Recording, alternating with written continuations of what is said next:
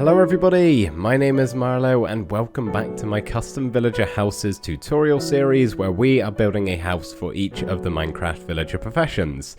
All of the houses you can see along here with the exception of the final two have all been complete. I have tutorials for them, so if you want to go back and take a look, feel free to check out the playlist of this mini series.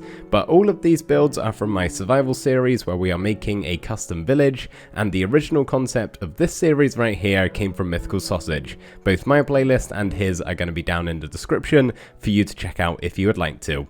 So far we have done the Cleric, Weaponsmith, Fisherman, Cartographer, Shepard, Butcher, Leatherworker, Armourer, Fletcher, Stonemason and Toolsmith houses, but today we are building a home for the Farmer. Everything inside of this double chest right here are all of the items we need to make the farmer's house, which should be fairly self-explanatory for the most part, but there are a couple of things that might be worth highlighting, such as these 12 acacia trapdoors as opposed to the usual oak and spruce. We're using a little bit of acacia in this build, so make sure you grab them as well.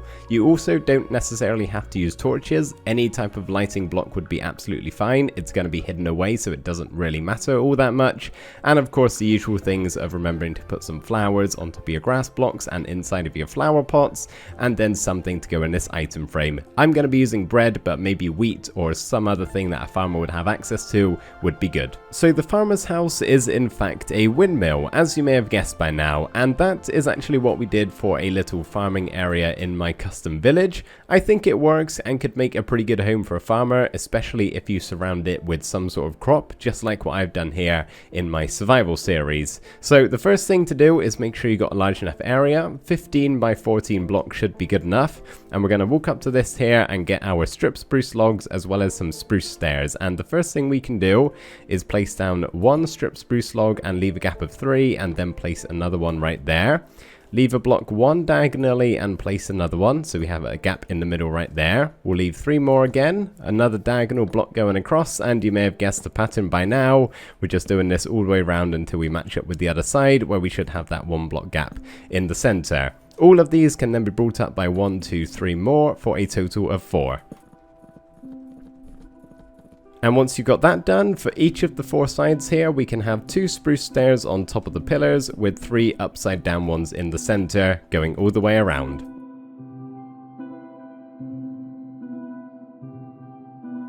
Now we can add in all of our stone types, and just to make this nice and easy for you guys to follow along with, I'm just going to use 1 stone type for now and add in the other 3 afterwards. So we can grab our full blocks here and have 3 just like that in each of these diagonal gaps in between the pillars for all 4 corners. Just like that should be all good.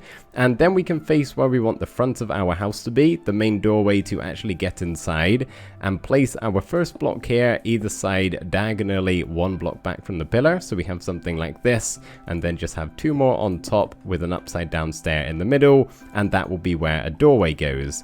As for the back, the opposite side of our doorway, we're just going to have a 3 by 3 section right there. Fill that all in, no windows because we're going to have the windows on the other side. So for the left and the right hand side of the build, we'll just have 3 at the bottom, 2 on either side just like that, and then we can actually head outside and place an upside down stair at the top in the middle there, leaving that 1 block gap open to place a window. And then of course, bearing in mind you haven't already added in the other blocks, you can go around and switch out some of these for the cobblestone, crackstone bricks and andesite, just to texturize all of this stone and make it look a little bit better. For the next step, we're going to be making some changes for all of the 4 corners, so I'll just show you how to do one of them and you can copy it on over 3 more times afterwards. So we're going to start off next to these 3 stone blocks here on the outside of the build and have 2 brick walls at the bottom, 2 oak fences on top with 2 oak stairs facing outwards just like so, with an oak slab or just a full block like that. Either is fine, it doesn't matter a whole lot. And then we're going to come inwards 1 block diagonally, so we're here placing the block like that next to these stone blocks right here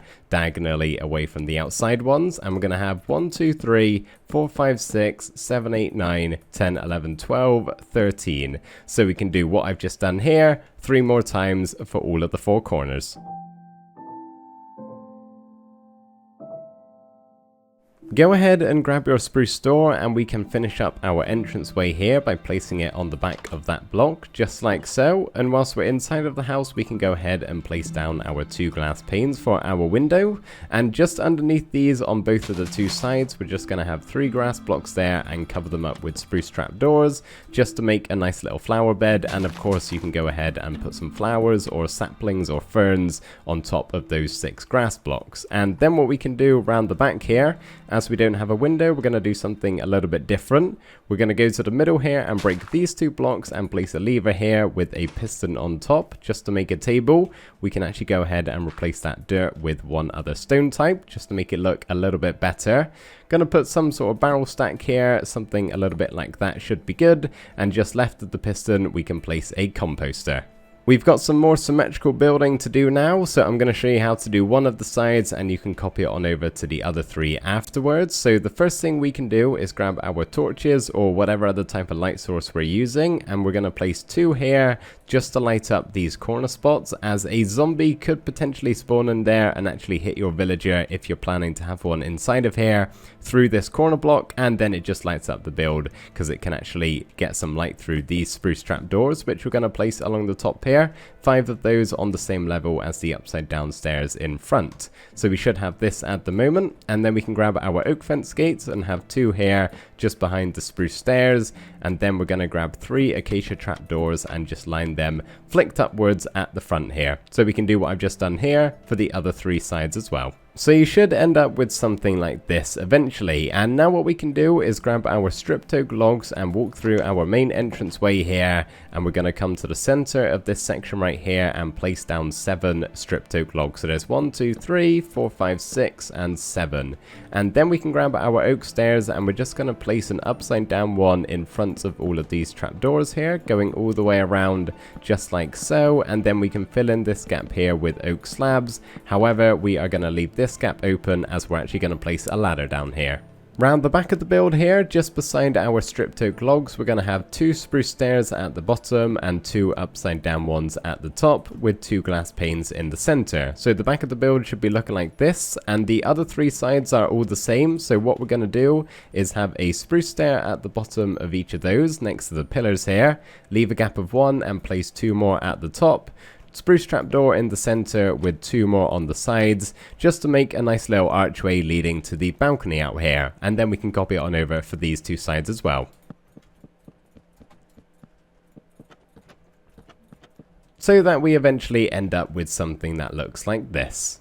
Next up, if we place down 3 white terracotta above all of the blocks we've just placed down on all 4 sides, it's going to make the next step a little bit easier of placing some oak slabs just in front of them on the bottom of the block, just like so. And then we can grab our brick walls and have 2 of them in each of the corner with an oak slab on top, and then 2 more up by half a block. So each of the corners need to look like this,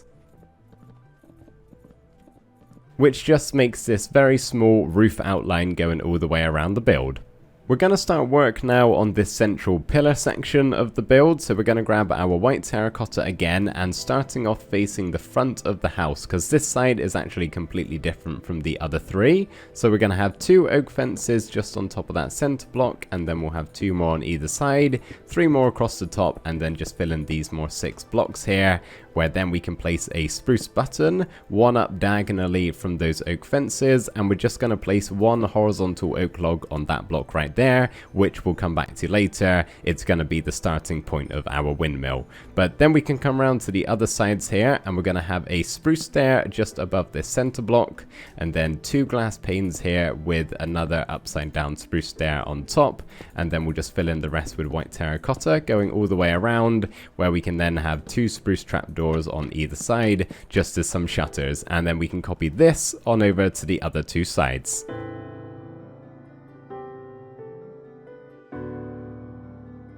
Now that we have all 4 sides filled in, we can start work on the roof. And once again, more symmetrical building here. I'll show you how to do one of the sides and you can copy it on over to the other 3. So we're going to have an upside down spruce stair on the top of this block here with a spruce trapdoor in front of it and 1 more on top. Same over on this side as well. 2 spruce slabs here with 1 spruce stair in the center, and then we can place a temporary block on top of that stair there with a spruce trapdoor placed in front of it. Get rid of our temp block right there, and then we're going to place a spruce slab, so we can copy what we've just done over here to the other 3 sides.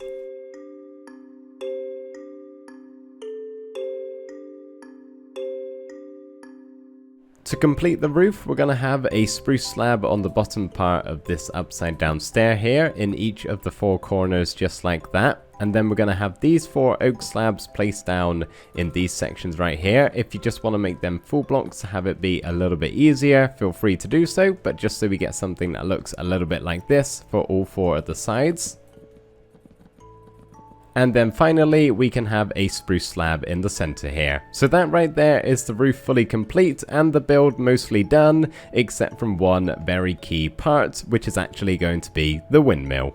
The first thing we can do is bring this oak log out by 3 more blocks for a total of 4. We're going to stick a spruce button on the front of it and cover this back block up next to the wall with oak trapdoors on all 4 sides, and do the same for this block here as well. Just adding some structural support potentially, and it makes it look a little bit better so it's not just an oak log sticking out really far from the wall. And now what we can do is start work on the actual windmill. So depending on your building level and how good you are at actually copying Minecraft builds, you may just be able to see a picture of this windmill and fully understand how to build it. So here is the finished windmill. If you think you can copy it, go ahead and do that, but if you want me to walk you through the steps, here we go. So we're going to grab our spruce fences here, and on top of the oak log we're going to have 1, 2 and 3 of those, and then come to the left of it. So we're facing the front of the house here, we're going to come to the left and have 1, 2 and 3 more. Another 1 and then 2 and then 2 more again. So we have something that looks like this, where we can then grab our white wool, and we're going to have 2 next to this fence, another 2 here, another 1 and then another 2. So we have something like this. And then we can grab a couple of temporary blocks here and place 1 down where these wall blocks connect, and we're going to have 2 out the back, another temp block, another 2 wall blocks, another temp block, 1 wall block, and then that right there is a quarter of the windmill done. Once you have one of the blades of your windmill all done, the rest of them are actually fairly easy to do. You may even start to realize the pattern after a couple of them. They're basically the same thing, but in a different direction. So we're not going to do the left and the right, we'll actually do the one underneath. So underneath this oak log, we'll have 1, 2 and 3 spruce fences. And then we're going to place them on the right hand side this time and have 3 more of those, and then we'll have 2 more and then another 2 down here. And as you may have guessed, we're going to have 2 white wool, then another 2 and then a 1 and then a 2 here. And then we can grab our temporary blocks and have 1 there with 2 white wool, temp block, 2 white wool, and then just 1 temp block here with a single white wool, so that the bottom looks like this. As you can see, the same as the top except flipped over that side. The left and the right are ever so slightly different from the top and the bottom, but they are virtually the same. So regardless, I'll show you how to do this. On the left side, we're going to place 1, 2, 3, come down a block and place 1, 2, 3 again, and then we're just going to have 1, 2, 3 placed like that. And then we can grab our white wool and have 2 underneath them on those 2 sections, and then we're just going to have 1 on these 2 end ones. So we have something that looks like this at the moment. And then as always, we can grab our temporary blocks and have 2 at the top here behind the temp block. Go ahead and break that 1. We'll do the same for this side as well, and then we'll just have 1 here and then a temporary block underneath this bottom white wall, and place another one back a block like that. So as you can see, ever so slightly different from the top and the bottom, but still virtually the same. And now finally, the right hand side is going to be the same as the left, except we are going upwards. So we're going to have 1, 2, 3 and then go up a block and have 1, 2, 3, 1, 2 and then 3 again, and then we'll grab our white wool, 2 on top of these fences, another 2 here, 1 and 1, and then we can go ahead and place a temporary block here, here, here and here. So we have something that looks like this at the moment. Admittedly fairly strange with those temporary blocks, but we can go ahead and remove them in a second.